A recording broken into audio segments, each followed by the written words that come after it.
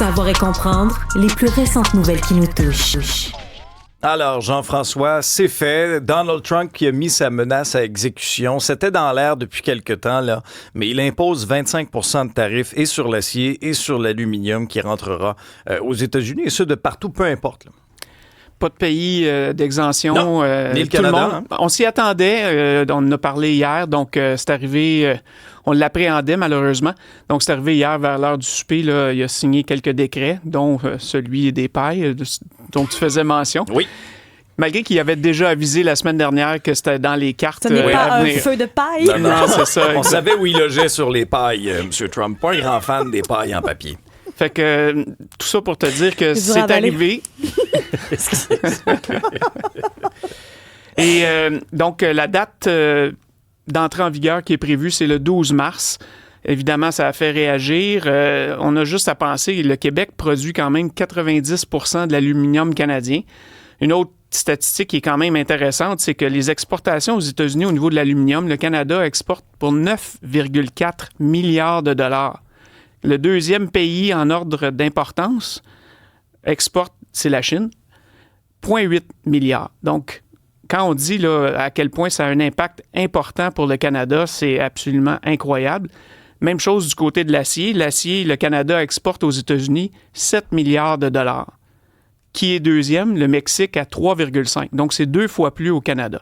Donc, ça a une portée absolument incroyable, ce geste, et on comprend à quel point les entreprises d'ici sont réellement préoccupées et ça crée réellement là, un chaos de ce côté-ci de la frontière, là, vraiment. Tu as dit le mot-clé, créer un chaos. Et ça, Trump, il est passé maître dans l'art de créer le chaos. C'est ce qu'il fait depuis le début de sa présidence. Attachez-vous bien comme il faut parce qu'il n'a pas fini de le faire non plus. Dans ce cas-ci, c'est son obsession habituelle, le déficit commercial, vouloir centraliser les opérations en sol américain. Puis il l'a dit très ouvertement hier. Si vous installez vos usines chez nous aux États-Unis, vous n'en aurez pas de tarifs. Venez faire de la business avec nous en sol américain. Or, je veux dire, c'est un retour des années en arrière où on veut essayer de centraliser les opérations plutôt que de mettre de l'avant le commerce international. En 2025, on est dans un contexte beaucoup plus de mondialisation et de commerce international. Maintenant, reste à voir aussi la réponse des Américains. De plus en plus d'Américains ne sont pas dupes en lien avec ça. Il y avait les résultats d'un sondage sur CBS News qui nous apprenait que 62 % des Américains s'opposaient aux tarifs. Il y en a quand même 30 % qui sont en faveur. Puis moi, quand je voyais son secrétaire au commerce à sa droite dans le bureau ovale, « Oui, Monsieur Trump. Oh oui, quelle belle idée, Monsieur Trump. Vous êtes merveilleux, Monsieur Trump. » Mais il est entouré de yes men. Non, mais il a ultimement, fait c'est raison. ça. Des espèces de narcissiques comme ça s'entourent de yes men et de yes women qui vont penser comme lui, puis qui vont dire à quel point il est extraordinaire. Ça flatte son ego. Ben oui.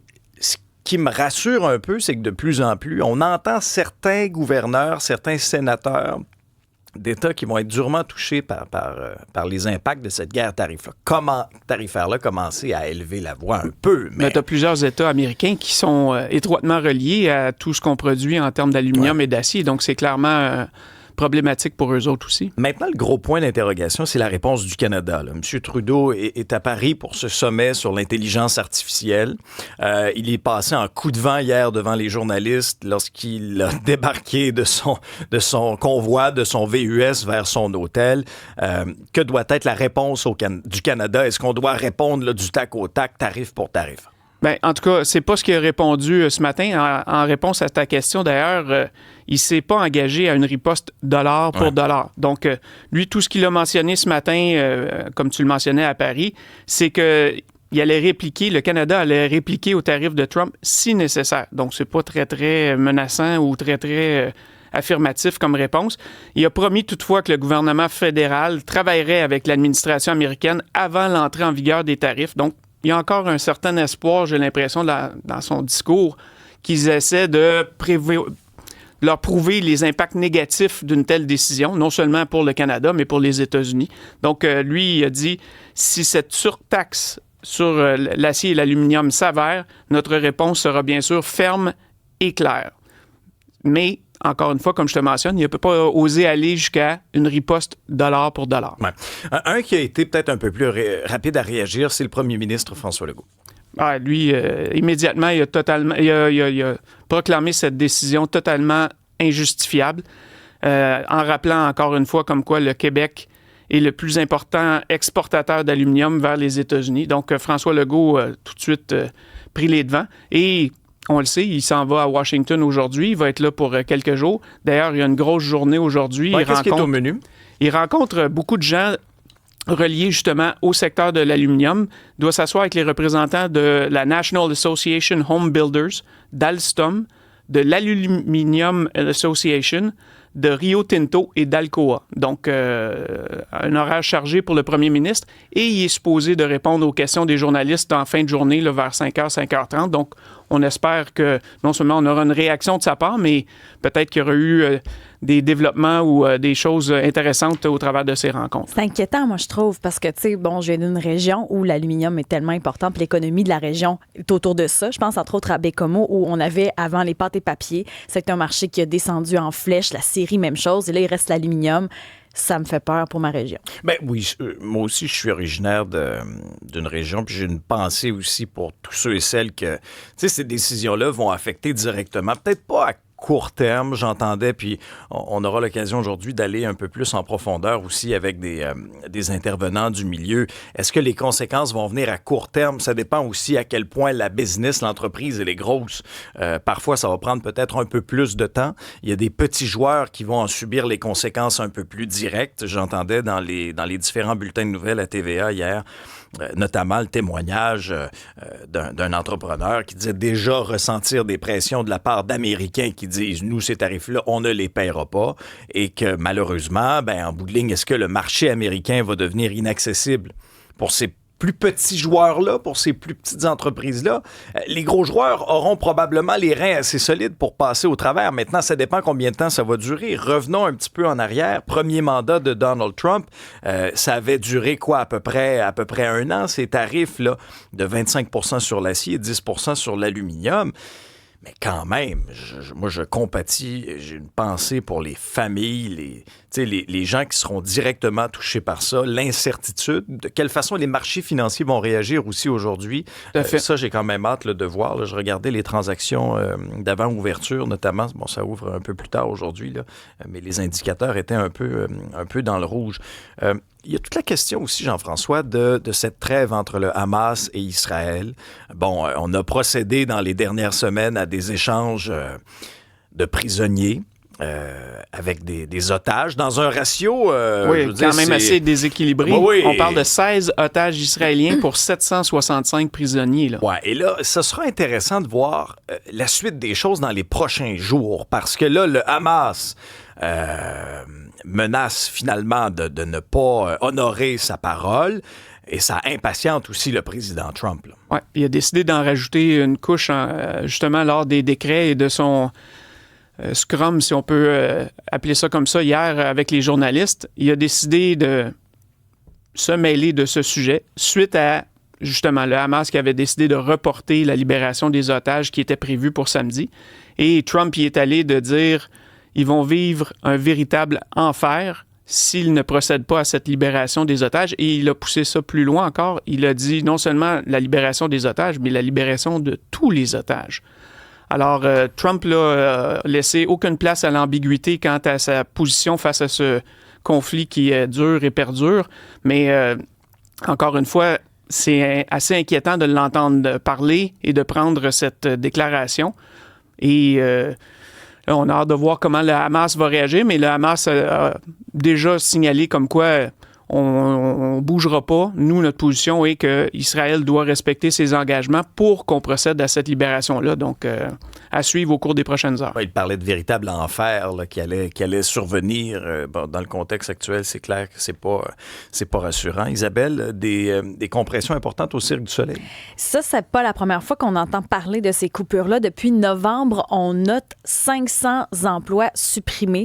Donc, hier, c'est une deuxième vague de licenciements. Ce qu'on dit, c'est que les 100 110 personnes qui perdent leur emploi seraient situées dans les sièges sociaux de Montréal et de Vegas. Le Cirque du Soleil mentionne que ça représente 2 % de la main-d'œuvre. C'est voulu rassurante en disant on a de nouveaux spectacles, il y a quand même des nouveaux projets qui sont en branle, on veut essayer de rebrasser la soupe un peu. Mais c'est certain qu'avec tout ce qu'on entend dans le milieu culturel, c'est le genre de nouvelles qui inquiètent.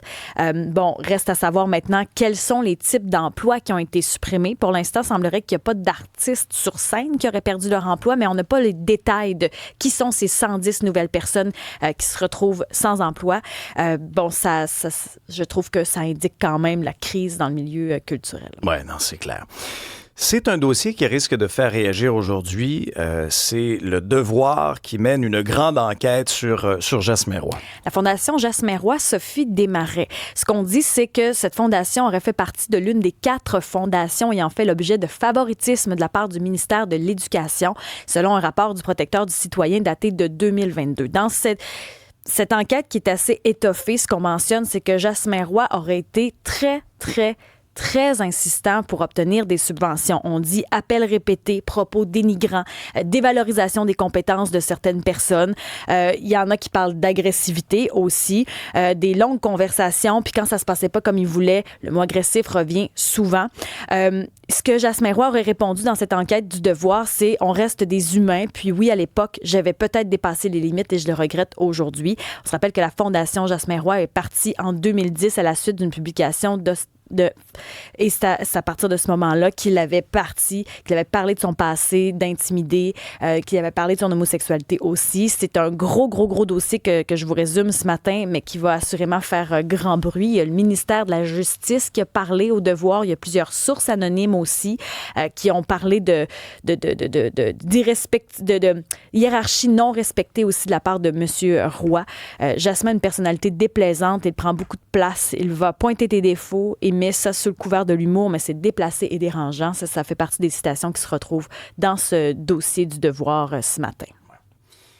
Au sport, Jean-François, c'est dans le contexte actuel, c'est quand même un tournoi qui est intéressant. La confrontation des 4 nations. On avait hâte de voir pour le Canada, est-ce que Sidney Crosby allait chausser les patins, endosser l'uniforme? On a de bonnes nouvelles. La réponse est oui. Il était présent sur la patinoire à Brassard hier avec le reste de ses coéquipiers. Donc, premier entraînement pour l'équipe canadienne et d'ailleurs pour les autres formations. On pense aux États-Unis, la Suède et la Finlande. Donc, le tournoi qui doit se mettre en branle dès demain avec un premier match opposant le Canada justement à la Suède. Là, pour l'instant, ce qui est intéressant, c'est d'essayer de voir quelle sera la composition des trios, qui va jouer avec qui, non seulement sur les trios réguliers, mais aussi lors des avantages numériques et la question aussi qui brûle un peu, ou en tout cas, la question qui préoccupe plusieurs partisans aussi, c'est qui sera devant le filet. Évidemment, Samuel Montembeault fait partie des 3 gardiens de but qui ont été sélectionnés. Peu de gens lui accordent de la chance ou la possibilité qu'il soit le gardien partant. Donc, ça va être entre Aiden Hill et Jordan Binnington. Oui, parce que je pense pas que l'entraîneur-chef Cooper a l'intention de faire de rotation. Là. Je pense qu'il va y aller avec un gardien qu'il aura identifié comme son gardien de confiance. Mais dans le cas de Samuel Montembeault, je suis quand même content pour lui. Super belle l'expérience. Puis il disait aussi, j'écoutais ses commentaires hier, c'est un joueur qui a montré quand même une grande résilience. Là. A été amené via le ballottage, a connu des moments où il a dû tout le temps défendre sa place avec le Canadien. Souvenons-nous, là, quand il y avait eu le ménage à 3, puis ça avait fait énormément réagir aussi. Puis on parle pas du vin. Non. On parle devant le filet, puis on parle pas de ce qui se passe à Val-d'Or non plus. C'est vraiment... c'est vraiment... pour lui, je trouve une source de confiance. On a senti, souvenez-vous, un peu plus tôt dans la saison, lorsqu'il a été sélectionné par l'équipe canadienne, pratiquement instantanément, dans ses performances sur la glace avec le Canadien, ça lui a donné un petit boost de confiance. Ah non, mais le mot résilience que tu as utilisé est réellement le bon terme. Non seulement le ballottage, mais avant ça, quand il était avec les Panthers de la Floride, il était le gardien numéro 2, attendait. Avec le Canadien, même chose, encore une fois. Et puis là, obtient l'opportunité cette année, prend vraiment le défi à cœur et réussit à non seulement obtenir des performances dignes de mention, mais d'être sélectionné. Non, j'avais l'impression qu'on voyait quelqu'un comme un jeune enfant qui est devant des vedettes et qui se dit « Wow, je suis avec ce Ouais. groupe-là. Je trouve ça fantastique. Je veux en profiter. Je veux m'imprégner de ça. Puis je veux vivre à fond cette expérience. » Donc, honnêtement, je trouve que c'est réellement très bien. Même si, effectivement, c'est probablement pas lui qui sera le gardien partant. Mais c'est une chose d'être contemplatif, mais t'as ta place, Samuel. Oui, Moi, je trouve en vraiment. tout cas Ah, qu'il tout a à sa fait. place. Une grande Chapeau, fierté. ça commence quand, d'ailleurs? Là? Mais ça commence demain soir. Demain soir. Avec Il y a le des matchs duel à Montréal et à Canada-Suède. Boston. Il y a des matchs, OK. les premiers matchs sont à Montréal. Tout ce qui va être les matchs éliminatoires, si on veut, parce que dans le fond, c'est la demi-finale, la finale vont avoir lieu à Boston. Mais c'est ça, le Canada va jouer à Montréal demain soir contre la Suède. La finale Canada-États-Unis, dans le contexte actuel, Et ça là pourrait là. être intéressant. Hein? Ça serait effectivement intéressant, mais on a quand même, je pense, de très bonnes oppositions avec les deux autres pays. Là. Entre autres, la Suède, moi, je garde un œil sur la Suède. Si ça se passe, on va pas huer, là, s'il te plaît. Non. Non.